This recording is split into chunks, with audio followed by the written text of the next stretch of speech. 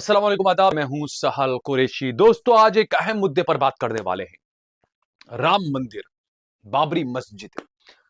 मुसलमानों को काफी नाराजगी हुई थी ना, जब बाबरी मस्जिद पर राम मंदिर का फैसला सुनाया गया या थोपा गया। उसे लेकर एक हिंदुत्ववादी पत्रकार पुष्पेंद्र कुलश्रेष्ठ ने एक सनसनीखेज खुलासा किया है। और वो कहते ना, बने थे चौबे बनने और क्या बन के लौट गए, समझ सकते हैं हम।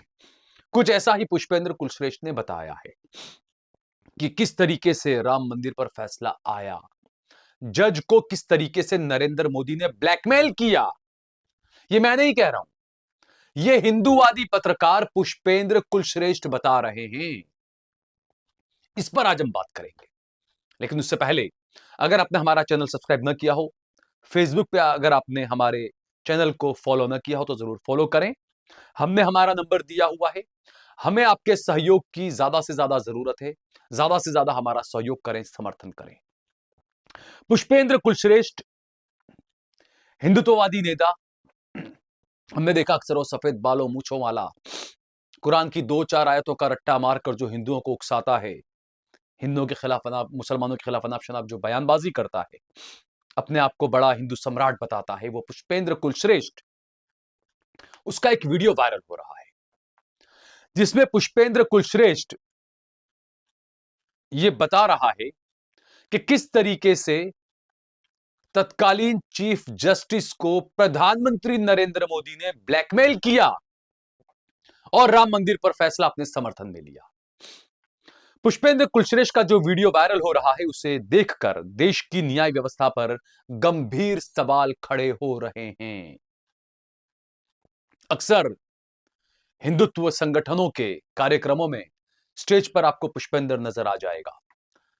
इस वीडियो में पुष्पेंद्र कुलश्रेष्ठ बता रहा है कि किस तरीके से मोदी ने देश के चीफ जस्टिस को ब्लैकमेल किया।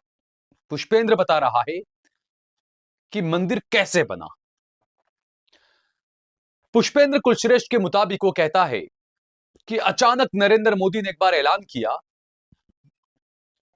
कि वो सुप्रीम कोर्ट देखना चाहते हैं, वो सुप्रीम कोर्ट जाना चाहते हैं। अब मोदी सुप्रीम कोर्ट जाएंगे तो उन्हें सुप्रीम कोर्ट में घुमाएगा कौन? अगर आप कहीं जाते हैं तो घर का या उस जगह का जो बड़ा होता है, जो सर्वोपरि जो रहता है, सर्वे सर्वा जो होता है, वही घुमाता है। तो जब प्रधानमंत्री नरेंद्र मोदी सुप्रीम कोर्ट गए, ये पुष्पेंद्र बता रहा है, तो उस वक्त के तत्कालीन चीफ जस्टिस गोगोई ने उन्हें घुमाना शुरू किया, सुप्रीम कोर्ट को दिखाना शुरू किया। नरेंद्र मोदी सुप्रीम कोर्ट घूमते रहे। और पुष्पेंद्र कहता है कि उस वक्त के तत्कालीन चीफ जस्टिस को लगा होगा कि नरेंद्र मोदी को मैं घुमा दूंगा अच्छे से। ये पुष्पेंद्र कह रहा है, मैं नहीं कह रहा हूं। लेकिन जो हुआ वो देखिए आप। पुष्पेंद्र कुलश्रेष्ठ चीफ जस्टिस के लिए कहता है, ये वर्ड है, वो जो छोटी सी साइज के चीफ जस्टिस थे, उनको लगा कि आज मैं मोदी को पूरा घुमा ही दूंगा। सब कुछ देखने के बाद मोदी ने एक पर्ची चीफ जस्टिस के हाथ में दी। ये पुष्पेंद्र कुलश्रेष्ठ बता रहा है कि सुप्रीम कोर्ट जब नरेंद्र मोदी गए, घूमते घूमते घूमते उन्होंने चीफ जस्टिस के हाथ में एक पर्ची दी। बस बाहर आए जज साहब और उन्होंने कहा कि मैं राम मंदिर पर फैसला 40 दिन के अंदर सुना दूंगा। ये पुष्पेंद्र कुलश्रेष्ठ बता रहा है पूरी जो चीजें हैं वो। और 40 दिन बाद फैसला आया, राम मंदिर वहीं बनेगा। पुष्पेंद्र कहता है कि मोदी ने उस दिन जो पर्ची चीफ जस्टिस को दी थी, उस पर्ची में चीफ जस्टिस के दामाद के घोटाले का जिक्र था। पुष्पेंद्र के मुताबिक, बकौल पुष्पेंद्र कुलश्रेष्ठ, चीफ जस्टिस के दामाद किसी राज्य में जज थे और भ्रष्टाचार के किसी मामले में वो फंसे हुए थे, और उसी को सहारा बनाकर प्रधानमंत्री नरेंद्र मोदी ने देश के चीफ जस्टिस को ब्लैकमेल किया और राम मंदिर पर फैसला अपने हक में हिंदुओं के समर्थन में लिखवा लिया। यह पुष्पेंद्र कुलश्रेष्ठ कह रहा है, मैं नहीं कह रहा हूं। फैसला आने के बाद भी मोदी ने होमवर्क किया और चीफ जस्टिस पर अपनी निगाहें गड़ाए रखी। रिटायरमेंट वाले दिन जब चीफ जस्टिस अपने घर पहुंचे तो एक व्यक्ति आता है, उन्हें एक पत्र देता है, जिस पत्र में लिखा होता है कि भारत सरकार ने राष्ट्रपति से आपका नाम राज्यसभा के लिए नामित किया है। यानी कि 6 साल तक चीफ जस्टिस का मुंह बंद रहे। यह मैं नहीं कह रहा हूं, ये तमाम चीजें पुष्पेंद्र कुलश्रेष्ठ कह रहा है। दोस्तों आप सोचिए, इस तरीके से फैसला ब्लैकमेल करके लिया गया। बाबरी मस्जिद पर, राम मंदिर पर जो फैसला आया वो इस तरीके से सुप्रीम कोर्ट के चीफ जस्टिस को ब्लैकमेल किया। और ब्लैकमेल करने वाला व्यक्ति कौन? ब्लैकमेल करने वाला व्यक्ति देश का प्रधानमंत्री नरेंद्र मोदी। यकीनन तरुण गोगोई को उस वक्त जस्टिस लोया की खूब याद आई होगी, खूब याद सताई होगी। और उसके बाद पुष्पेंद्र कुलश्रेष्ठ कहता है, मैं मोदी जैसे योद्धा को बार बार चुनूंगा, हर बार चुनूंगा, क्योंकि उसने हिंदुओं के लिए राम मंदिर बनाया, चाहे जैसे ही ब्लैकमेल करके ही क्यों ना बनाया हो। यह हकीकत है जो मेन स्ट्रीम मीडिया आपको नहीं बताएगा।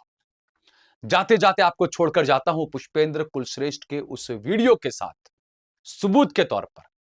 इस वीडियो को पूरा देखिए और समझिए कि न्याय प्रणाली का कितना बड़ा मजाक जो है वो उड़ाया गया। और अगर ये बात गलत है तो इस पुष्पेंद्र कुलश्रेष्ठ के खिलाफ कार्रवाई होनी चाहिए कि ये इतना बड़ा झूठ प्रधानमंत्री नरेंद्र मोदी पर कैसे बोल रहा है। सच सामने आना चाहिए। ये लोग खुद तय करें कि इस मामले की सच्चाई क्या है और किस कार्यक्रम में पुष्पेंद्र कुलश्रेष्ठ इस तमाम चीजें बोल रहा था। उस कार्यक्रम को जो करने वाले जो थे वो भी इस बात पर गौर करें कि सच क्या है, झूठ क्या है, और क्या यही इस देश की न्याय प्रणाली है। इस वीडियो को ज्यादा से ज्यादा शेयर करिए, कमेंट करिए, लाइक करिए। अगर आपने हमारा चैनल सब्सक्राइब ना किया हो तो हमारे चैनल को जरूर सब्सक्राइब करिए। जय भारत, जय हिंद। आपको याद है ना वो सीन, सुप्रीम कोर्ट के प्रांगण में चीफ जस्टिस से लेकर के लोग उस पर अपनी बात रख रहे हैं, अपनी बात बताई जा रही है। वो प्रेस कॉन्फ्रेंस हो गई, बात खत्म हो गई, आई गई हो गई, लोग भूल गए। और वो ये जानता है कि लोग भूल चुके होंगे, तभी काम शुरू करता है वो। उसने शाम में अनाउंस किया दिल्ली में, और क्योंकि हम मीडिया में लंबे समय तक रहे तो इतना तो हमको समझ में आता है कि कोई क्यों ये बात कहता है और क्यों नहीं कहता। यही एक्सपीरियंस का फायदा होता है। अनाउंसमेंट हुआ कि भारत के प्रधानमंत्री सुप्रीम कोर्ट का दौरा करना चाहते हैं। अब ये अनाउंसमेंट हुआ तो सैनिटाइज कर दी गई, एसपीजी लग गई, सब झाड़ी वाड़ी, यहां तो कबूतर सब ढूंढा जा रहा है कि कोई कबूतर ना आ जाए, कोई बिल्ली ना आ जाए। अब आप ये तो मानेंगे कि जिस इंस्टीट्यूशन को वो देखने जा रहा है उस इंस्टीट्यूशन का टॉप वही घुमाएगा, कोई किलर तो घुमाएगा नहीं, घुमाएगा। और ये भी समझ में नहीं आया कि जब 15 साल गुजरात में था तब तो अदालतों के इतने चक्कर काटे, फिर क्या अदालत में देखना क्या चाहता है? इसे क्या देखना है? कोई सौंदर्यीकरण देखना है, कोई फूल पत्ती ढूंढनी है? तो वो जो छोटे वाले थे ना, छोटे से साइज के चीफ जस्टिस, उनको भी लगा कि आज पूरा घुमा ही दूंगा मैं इसको, इधर जा इधर जा इधर जा इधर जा। पूरा देश देख रहा है कि वो चीफ। और वो क्या कहते हैं, बताइए जज साहिबान कहां बैठ के फैसला देते हैं? यहां बैठ के देते हैं। यहां कैसा है, ये कैसा है? जब सब कुछ हो गया, उसके कदम तेज तेज थे और वो छोटे थे कदम, उनके कदम छोटे छोटे थे, हो गए, तो उनसे बोले, एक पर्चा निकाला, ये देखा है आपने? बस नमस्कार, पूरा हो गया। और जज साहब बाहर आए। जज साहब बोले, राम मंदिर पे फैसला 40 दिन में दूंगा। कुछ लोगों को समझ नहीं आया कि ये कौन सा इंजेक्शन लगा है। और फिर 40 दिन के बाद फैसला आया, राम मंदिर यहीं बनेगा, यही मंदिर है। मालूम है क्या था? सत्ताएं सिर्फ ऑफिस में बैठ करके नहीं चलती हैं। हमारे पूर्वजों ने सत्ताएं सिर्फ बैठ के नहीं चलाई हैं। जमीन की हकीकत, जो कागज दिखाया था ना, वो कागज उनके दामाद का था। उनके दामाद कहीं किसी राज्य सरकार में जज हैं जो करप्शन में फंसे हुए थे। और देखिए इसमें ईमानदार है वो, नहीं उसकी ईमानदारी बता रहा हूं, आप पहले से हंस रहे हो, वो ईमानदारी देखिए उसकी कितनी है। जैसे ही उन्होंने फैसला दे दिया, हम आप भारत माता की जय, हम सब खुशी खुशी घूम रहे थे, लेकिन पीछे का जो होमवर्क है वो नहीं पता किसी को। उसने फैसला देने के बाद निगाह गड़ा के रखी कि ये रिटायर किस दिन होने वाले हैं। वो जिस दिन रिटायर होके तेजी तेजी से बाहर आए और घर पे पहुंचे, वो ये जानता है मनुष्य मनुष्य है, उसमें लालच भी है, उसमें सब कुछ भी है, उसमें द्वेष भी है, उसमें बदला भी है, वो कोई खाली नहीं छोड़ता, पता नहीं कब बहक जाए, बहकने के तो पैसे लगते नहीं है। वो घर पहुंचे, घर पहुंच के उन्होंने कोट टांगा, रिटायरमेंट समाप्त हो गया उनका। रिटायरमेंट के बाद जब वो घर पहुंचे तो एक आदमी पहुंचा और एक लिफाफा दिया उनको, सर ये है आपके लिए।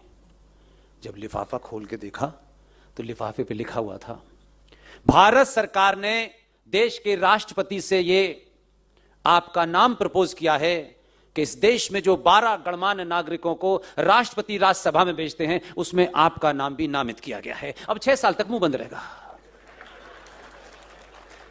राम मंदिर का फैसला आ गया, आप समझ रहे हैं। इसलिए मैंने कहा कि भाई जो दिखता है उसके पीछे भी कुछ होता है। मैं इसलिए साथ खड़ा हूं, मुझ पे आरोप लगाओ, मुझे कोई फर्क नहीं पड़ता, मैं इसको बोलूं, मैं ऐसे योद्धाओं को बार बार चुनूंगा, 1000 बार चुनूंगा और चुनता रहूंगा।